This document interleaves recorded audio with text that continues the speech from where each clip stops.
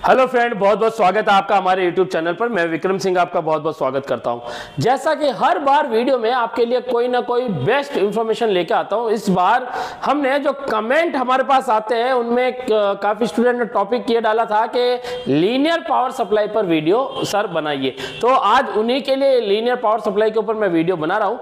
आपको इस वीडियो में मैं समझाऊंगा कि लीनियर पावर सप्लाई क्या होती है, कैसे सर्किट में उसको आइडेंटिफाई किया जाता है, कैसे वो कार्य करती है और वो अदर पावर सप्लाई से बेटर है या नहीं है, उसके बारे में इस वीडियो में आपको प्रॉपर बताऊंगा। उससे कैसे चेक करना उसके बारे में भी आपको बताऊंगा। और इससे पहले कि आपने अभी तक हमारा चैनल सब्सक्राइब नहीं किया है तो हमारा चैनल सब्सक्राइब कर लीजिए, ताकि आपको लेटेस्ट से लेटेस्ट इंफॉर्मेटिव वीडियो आपको जल्दी से जल्दी प्राप्त हो सके। और अगर वीडियो आपको पसंद आए तो लाइक कीजिए, शेयर कीजिए, कमेंट कीजिए और आप भी बताइए कि आपको किस सेक्शन पर, चाहे वो एसी का हो, फ्रिज, वॉशिंग मशीन, माइक्रोवन हो या इसके अलावा एलसीडी एलईडी टीवी का हो या किसी भी अदर इलेक्ट्रॉनिक्स का हो, जिस पर आपको वीडियो चाहिए, कमेंट जरूर कीजिए। आपके दिए कमेंट पर हम जरूर वीडियो बनाएंगे। तो चलिए फ्रेंड, हम वीडियो स्टार्ट करते हैं। और इससे पहले एक और चीज कहना चाहूंगा, हमारे एबीसी टेक इंस्टीट्यूट में AC, fridge, washing machine, microwave, RO, LCD LED TV, जो हमारे लैपटॉप, डेस्कटॉप हो गए, उसका ई रिक्शा, ई व्हीकल, जो ई बाइक आती है उसका भी, होम इन्वर्टर जिसे हम होम यूपीएस कहते हैं उनका, और भी अदर इलेक्ट्रॉनिक कोर्स कराए जाते हैं। अगर आपको कोई भी इलेक्ट्रॉनिक कोर्स करना हो जिसमें आपकी रुचि हो कि मुझे इस फील्ड में जाना है, पर्टिकुलर ये काम सीखना है या मल्टीपल कोर्स करना है जिससे कि आप फ्यूचर में अपनी खुद की शॉप खोल सके, तो आप हमारी स्क्रीन पे दिए नंबर पे कॉल करें और कोर्स से रिलेटेड जानकारी लीजिए। टाइम कितना लगेगा ये, और जो रहने की व्यवस्था है वो है या नहीं है, इसके बारे में सारी जानकारी आप कॉल करके ले सकते हैं। तो जो नंबर दिए गए उन पर जल्दी से जल्दी कॉल जरूर करें। तो चलिए फ्रेंड्स, सबसे पहले मैं आपको लीनियर पावर सप्लाई के बारे में बताता हूँ। लीनियर पावर सप्लाई का उपयोग अगर मैं नॉर्मली आपको बताऊं अभी के टाइम में एसी में, तो आपको विंडो पीसीबी के अंदर ये देखने को ज्यादातर मिलती है, उसके बाद आपको स्प्लिट में देखने को मिलती है। लीनियर पावर सप्लाई में क्या होता है, एक लीनियर ट्रांसफार्मर यूज किया जाता है जो दो कॉइल के आधार पर बना होता है, जिसमें एक प्राइमरी कॉइल होती है और एक सेकेंडरी कॉइल होती है। जैसा कि इमेज में मैं आपको ट्रांसफार्मर दिख रहा होगा, ये इस टाइप का मेटेलिक ट्रांसफार्मर जो आता है जिसकी बॉडी मेटल की होती है, इसे हम लीनियर ट्रांसफार्मर कहते हैं। अगर एक एसएमपीएस पावर सप्लाई में यूज होने वाले ट्रांसफार्मर की बात करें, जिसे डीटी ट्रांसफार्मर भी हम कहते हैं, तो वो उसके अंदर जो मटेरियल होता है वो अलग होता है, और लीनियर में क्या होता है, मेटल का मटेरियल यूज किया जाता है। दोनों में फर्क होता है। तो यहाँ पर लीनियर पावर सप्लाई के बारे में हम जानेंगे ये कैसे काम करती है। लीनियर पावर सप्लाई में बात करें तो सबसे जरूरी होता है लीनियर ट्रांसफार्मर। लीनियर ट्रांसफार्मर में दो कॉइल दे रखी होती है, एक कॉइल होती है हमारी प्राइमरी और दूसरी कॉइल होती है हमारी सेकेंडरी।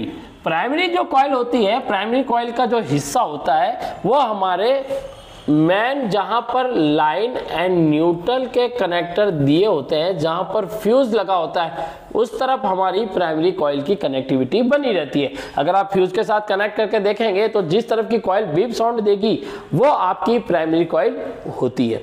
प्राइमरी कॉइल के अंदर ही एसी 220 वोल्ट फेस के थ्रू जाते हैं और न्यूट्रल की तरफ पास होते हैं, उसी वक्त इसके अंदर एक मैग्नेटिक फील्ड बनता है। तो यहाँ पर हमारे लाइव में जो लाइन होता है एसी वोल्ट का, उसके अंदर जो फ्यूज लगा होता है, ये फ्यूज 250 वोल्ट तक और लगभग 3 एम्पियर तक का यूज किया जाता है। ठीक है, तो इसके थ्रू सप्लाई हमारी क्या होती है, पास होती है और ये जाती है प्राइमरी कॉइल के अंदर। तो इसके प्राइमरी कॉइल के दो टर्मिनल होते हैं, एक टर्मिनल 1 और एक टर्मिनल 2 कहते हैं। किधर भी टर्मिनल 1 हो सकता है, इसमें कोई चिंता नहीं होती है, वायर कैसे भी इसमें चेंज कर सकते हैं। ठीक है, इसके अलावा न्यूट्रल से एक वायर जाता है जो सीधा इस कनेक्शन से जुड़ा होता है। कभी कभी इनके प्रोटेक्शन के लिए इनके सर्किट में एमओवी लगा होता है, मेटल ऑक्साइड वेरिएस्टर, या उसकी जगह पे वीडीआर लगा होता है, वोल्टेज डिपेंडेंट रजिस्टर। दोनों का काम एक ही होता है, ये दोनों ओवर वोल्टेज से प्रोटेक्शन का कार्य करते हैं। क्योंकि क्या होता है, कभी कभी 220 वोल्ट की लाइन जो हमारे घरों में आती है, उसमें कभी कभी क्या होता है, हाई एक्सटेंशन लाइन गिरने से या कभी कभी पिक वोल्टेज बनने से, एक हाई वोल्टेज बनने का पिक का चांस बार बार रहता है, तो उससे क्या होता है कि वोल्टेज जो है वो सर्किट में ज्यादा आ सकते हैं। तो उसकी वजह से हमारा सर्किट या ट्रांसफार्मर या आगे का सर्किट खराब हो सकता है। तो उससे बचाने के लिए फ्यूज के बाद एमओवी लगा होता है जो ओवर वोल्टेज प्रोटेक्शन का कार्य करता है। ये दोनों तरफ से की लाइन पर वो साइड पैरेलल कंडीशन में लगा होता है और इससे ये सेफ्टी दोनों लाइन पर करता है। इसके अलावा कुछ सर्किटों में, बस कुछ सर्किटों में एसी वोल्ट फिल्टर के लिए यहाँ पर डीसी कैपेसिटर का उपयोग कैपेसिटर का उपयोग किया जाता है जो डीसी वोल्ट को रोकने का और एसी वोल्ट पास करने का काम करता है। तो यहाँ पर ये कैपेसिटर यूज किया जाता है। ये एक नॉन पोलर कैपेसिटर होता है जो कि 275 वोल्ट और करीबन X2 सीरीज का हमारा लगा होता है। ठीक है, तो यहाँ पर क्या होता है कि जो पावर सप्लाई होती है वो फ्यूज से होकर, हमारी जो सप्लाई होती है वो फ्यूज से होते हुए प्राइमरी कॉइल के अंदर जाती है। प्राइमरी कॉइल में जब सप्लाई जाती है तो इलेक्ट्रिसिटी इस कॉइल के अंदर से घूमना शुरू करती है। जब ये इलेक्ट्रिसिटी इस कॉइल में से घूमती है तो एक मैग्नेटिक फील्ड क्या होता है, बनना शुरू हो जाता है, इंक्रीज होता है। मैग्नेटिक फील्ड क्या होता है, यहाँ पर बनना शुरू हो जाता है। यही मैग्नेटिक फील्ड क्या होता है कि क्या करता है कि ये ट्रांसफार्मर, नाम सुनिए ट्रांसफार्मर, ये इलेक्ट्रिसिटी को यानी विद्युतीय ऊर्जा जो है उसे चुंबकीय ऊर्जा यानी मैग्नेटिक फील्ड में कन्वर्ट कर रहा है, बदल रहा है। ये यहाँ पे क्या कर रहा है, उसे ट्रांसफॉर्म कर रहा है, ट्रांसफॉर्मेशन हो रहा है। तो यहाँ पर जब वो बिजली को क्या करता है, एक मैग्नेटिक ऊर्जा यानी जो चुंबकीय ऊर्जा है उसमें बदलता है। उसी मैग्नेटिक फील्ड को हमारी जो सेकेंडरी कॉइल होती है, ये सेकेंडरी कॉइल क्या करती है, इस मैग्नेटिक फील्ड को एब्जॉर्ब करती है। सेकेंडरी कॉइल जितना ज़्यादा टर्न होगा उतना ही वोल्टेज वो ज़्यादा बनाएगी और सेकेंडरी कॉइल की जितनी ज़्यादा मोटाई होगी वायर की उतना ही ज़्यादा वो एम्पियर लोड ले सकेगी। तो यहाँ पर क्या होता है कि वोल्टेज के अकॉर्डिंग, जैसे भाई लीनियर पावर सप्लाई में क्या होता है, कभी कभी ट्रांसफार्मर जल जाता है तो हम ट्रांसफार्मर जब वहाँ लगाते हैं तो मार्केट में क्या बोले, मार्केट में हम वोल्टेज के अकॉर्डिंग नाम लेते हैं। जैसे हमें 12 वोल्ट का चाहिए तो हम बोलते हैं 012 का ट्रांसफार्मर चाहिए। 012 की जगह हमें मान लीजिए कि ज्यादा चाहिए तो 015 बोलते हैं। कभी कभी हमें मान लीजिए 18 वोल्ट का चाहिए और मार्केट में नहीं है, उसकी जगह 909 यूज करते हैं। तो सेकेंडरी कॉइल की दोनों 9 वायर की कॉइल को आपस में जोड़ देते हैं और 0 के हम अलग रखते हैं। जब 2 कॉइल का होता है उसे आप अलग अलग यूज कैसे भी, जैसे यहाँ पर क्या है, इसके 2 मुंह है तो आप कैसे भी किधर भी अपना लाइन यूज कर सकते हैं। तो कैसे करेंगे वो बताता हूं अभी। तो जब ये मैग्नेटिक फील्ड बनता है तो मैग्नेटिक फील्ड को ये कॉइल क्या होती है, एब्जॉर्ब करती है। जब ये मैग्नेटिक फील्ड को एब्जॉर्ब करती है तो ये दोबारा उस चुंबकीय ऊर्जा को विद्युतीय ऊर्जा में कन्वर्ट करती है। तो यहाँ पर क्या होता है कि कॉइल के थ्रू, कॉइल के द्वारा जब वो चुंबकीय वापस हमारी एसी में कन्वर्ट होता है, क्योंकि वोल्टेज वापस हमारा इधर भी एसी गया था तो हमारा इधर भी हमें एसी ही मिलता है। सेकेंडरी कॉइल में या मैग्नेटिक फील्ड द्वारा, ध्यान रखिएगा, मैग्नेटिक फील्ड द्वारा बना गया हमेशा वोल्टेज अल्टरनेटिव करंट का ही रूप होता है। तो यहाँ पे जैसे ही वो एसी वोल्ट बनता है इन दोनों छोर पर हमें फेस मिलना शुरू हो जाता है। कभी फेस इधर हाई होता है तो कभी इधर लो होता है, जब इधर हाई होता है तो उधर लो होता है और ये फेस लगातार क्या होता है, चेंज होता है। दूसरी चीज इस ट्रांसफार्मर में खासियत होती है, लीनियर में, लीनियर क्या सभी ट्रांसफार्मर में खासियत होती है कि प्राइमरी की जो फ्रीक्वेंसी है, जैसे हमारे एसी वोल्ट में 50 हर्ट्ज आती है तो सेकेंडरी में भी हमें 50 हर्ट्ज ही फ्रीक्वेंसी प्राप्त होती है। अब यहाँ पर क्या किया जाता है, इस लीनियर पावर सप्लाई में जब सेकेंडरी ने सप्लाई को एब्जॉर्ब कर लिया, वोल्टेज को मैग्नेटिक फील्ड को एब्जॉर्ब कर लिया और एसी वोल्ट बना लिया, तो इस एसी वोल्ट को वापस डीसी में कन्वर्ट करने के लिए, क्योंकि हमारे बोर्ड तो डीसी वोल्ट पे चलते हैं, तो डीसी वोल्ट में कन्वर्ट करने के लिए यहाँ पर डायोड का उपयोग किया जाता है। तो सर्किटों में क्या होता है कि यहाँ पर 4 डायोड लगाए जाते हैं। 4 डायोड लगाकर सर्किट में डीसी वोल्ट बनाया जाता है। तो ये जो होता है 2 डायोड, जिनका ये एनोड भाग और ये कैथोड भाग, ये एनोड और ये कैथोड, तो ये क्या करते हैं, एनोड जिस तरफ इधर है तो इधर का जो कैथोड है ये आपस में जोड़ देते हैं, यहाँ से हमें मिलता है पॉजिटिव, और यहाँ जैसे ये कैथोड में हमारा ये कैथोड है और ये इसका एनोड है, तो यहाँ पे भी इसका कैथोड है, ये एनोड है, तो यहाँ से ये क्या करता है, नेगेटिव को आउट करता है। तो ये दोनों आपस में क्या कर दिए जाते हैं, जोड़ दिए जाते हैं। तो ये जो आउट करेंगे वो नेगेटिव करेंगे और ये जो करेगा वो पॉजिटिव करेंगे। यहाँ पे ये दोनों डायोड मिलकर एक्चुअल में एक साइड कॉइल पे 2 डायोड एक बार में काम करते हैं, एक डायोड 2 बार में, मतलब दूसरी बार में दूसरा डायोड काम करता है, लगातार क्या करते हैं, पल्स को आउट करते रहते हैं। कभी वो पॉजिटिव आउट करता है, कभी इधर, तो ये दोनों डायोड अलग अलग काम करते रहते हैं। अब यहाँ पर क्या होता है कि जो वेव होती है हमारी हाफ वेव अलग हो जाती है, उसके बाद जो हमारे वेव जब अलग होती है, जैसे हमारी एसी की वेव है, अब जब एसी वेव को हम क्या करते हैं डायोड से डीसी करते हैं, तो होता क्या है कि यहाँ पर ये वेव केवल हमारी पल्स की पॉजिटिव क्या होती है, पॉजिटिव यहाँ पर रह जाती है, जैसे ये पॉजिटिव पल्स लगे, तो यहाँ पर क्या होता है ये लगातार रपल्स बनता रहता है इसके बीच में। तो इन पल्स के बीच में यानी इन पॉजिटिव के बीच में एक गैप होता है, जो कि गैप जो बनता है, अब क्या होता है सर्किट जब चालू होता है तो वोल्टेज अगर प्रॉपर स्मूथ के रूप में नहीं मिलेंगे और उनके बीच में गैप होगा, तो वो क्या करेगा सर्किट ऑन होकर ऑफ होगा, ऑन होगा ऑफ होगा, वो प्रॉपर ऑन नहीं हो पाएगा। तो यहाँ पर क्या कहा जाता है कि जब AC टू DC कन्वर्ट होता है, उसे पूर्ण रूप से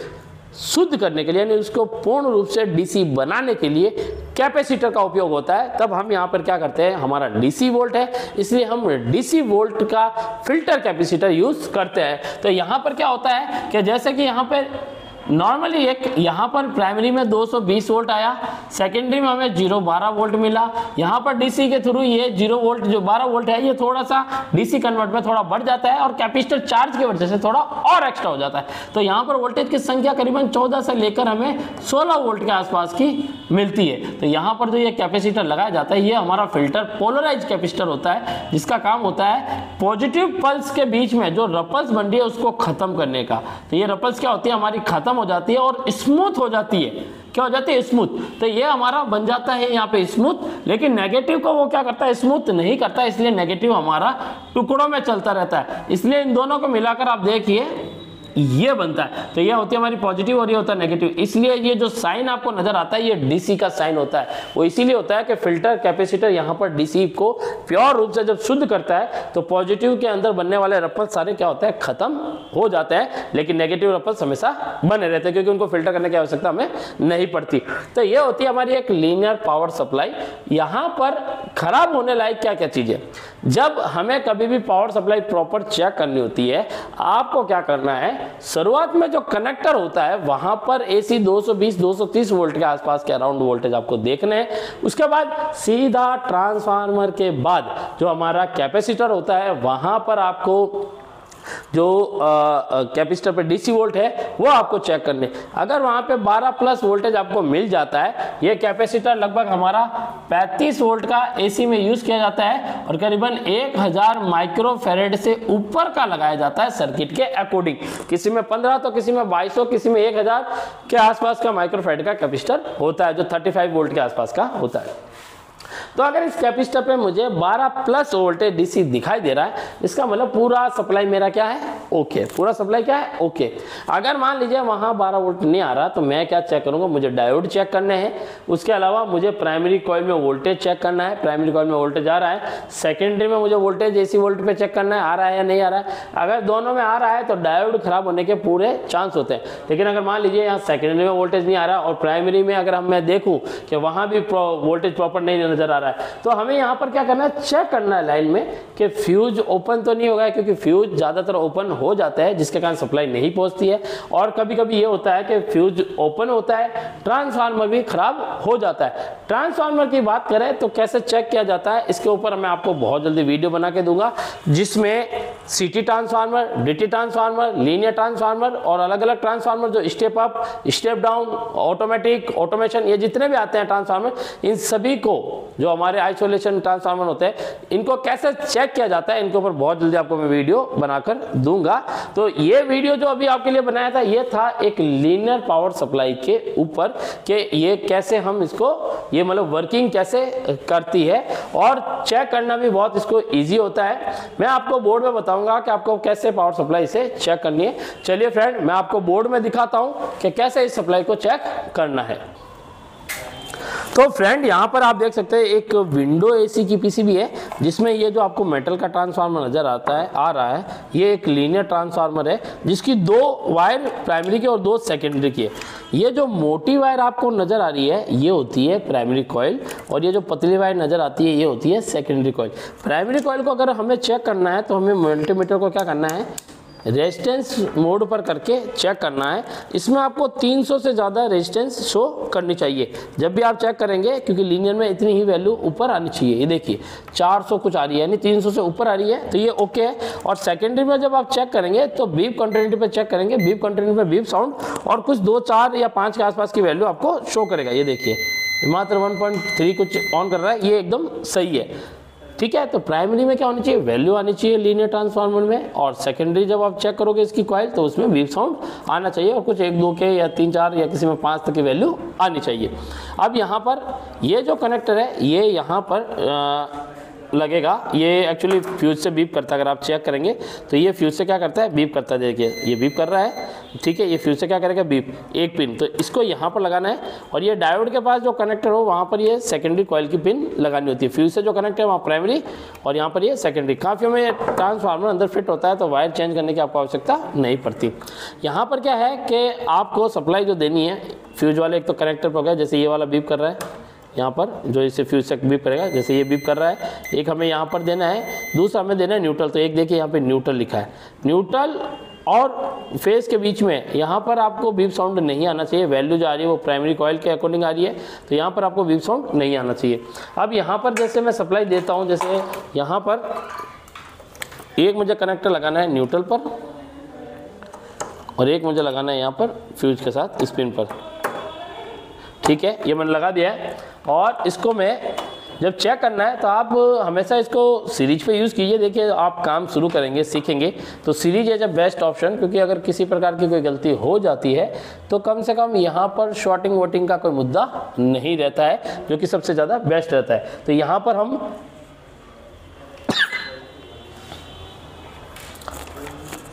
पर हमने जैसे सप्लाई दे दी है और यहाँ पर हम देखिए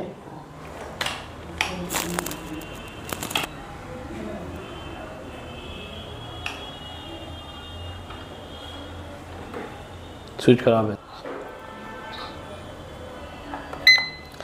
तो यहाँ पर फ्रेंड जैसे इसको पावर दिया, ये पीसीबी हमारे जैसे अब डिस्प्ले देख ले ऑन हो गए हैं, तो इसमें मतलब पावर बन रहा है। अगर मान लीजिए किसी कंडीशन में पावर नहीं बनता और मुझे चेक करना हो तो मुझे कैसे चेक करना है, हमें क्या करना है, सबसे पहले एसी वोल्ट पर मल्टीमीटर को सेट कर लेना है।